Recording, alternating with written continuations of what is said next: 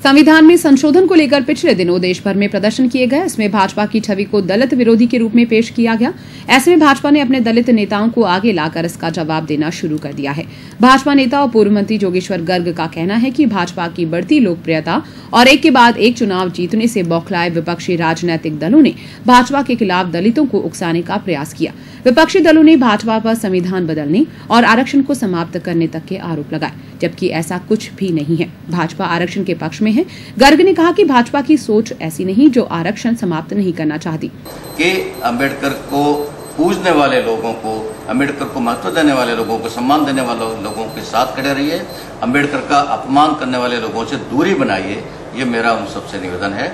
और सरकारों ने पिछले 4-5 साल में जो भी काम किया है, केंद्र सरकार ने भी और राज्य सरकार ने भी, ये पैम्पलेट मैंने आपको दिया है, इतनी सारी स्कीमें लागू की है, चाहे वो सीधे अनुसूचित जाति वर्ग के नाम से लागू हुई हो या गरीब के नाम पर लागू हुई हो, पर उसका अल्टीमेट बेनिफिट तो इनको ही मिलता है। और आखिरी बात मैं ये कहना चाह रहा हूँ, भारत बंद किया गया एक गलत अफवाह के आधार पे। भारत बंद जब करना चाहिए था तब नहीं किया गया।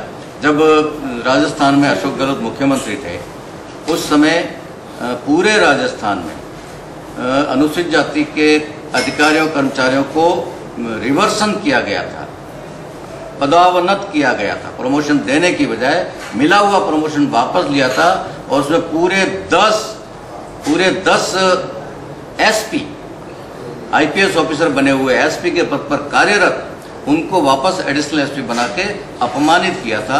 भारत बंद तब होना चाहिए था। प्रेस कॉन्फ्रेंस में मौजूद राज्य सफाई कर्मचारी आयोग के उपाध्यक्ष चंद्र प्रकाश टाइसन ने भी विपक्षी दलों पर निशाना साधा। ये आंदोलन हमारे दलित समाज को गुमराह कर एक कांग्रेस की राजनीति थी, क्यों कांग्रेस बौखला गई कि दलित समाज बीजेपी की ओर चला गया, उनके पास कोई रास्ता नहीं था। इसलिए हमारे दलित समाज के साथ ऐसा गेम खेल के आज भी देख लो, हिंदुस्तान के अंदर और राजस्थान में ऐसा कोई दलित नेता हमारे फ्रंट पे नहीं था। कांग्रेस की चाल थी, क्योंकि नरेंद्र मोदी जी ने खुद कहा था कि भारत के अंदर आरक्षण को कोई छू नहीं सकता है। इसलिए और बाबा साहब को जिस कांग्रेस ने जगह जगह जहाँ दुत्कारा, उस बाबा साहब को नरेंद्र जी मोदी ने बूथ स्तर तक पुजवाया है। इसलिए बौखला गए, उनके पास कोई रास्ता नहीं था। और दलित भाइयों को कोई घबराने की जरूरत नहीं है, भारतीय जनता पार्टी उनके साथ है।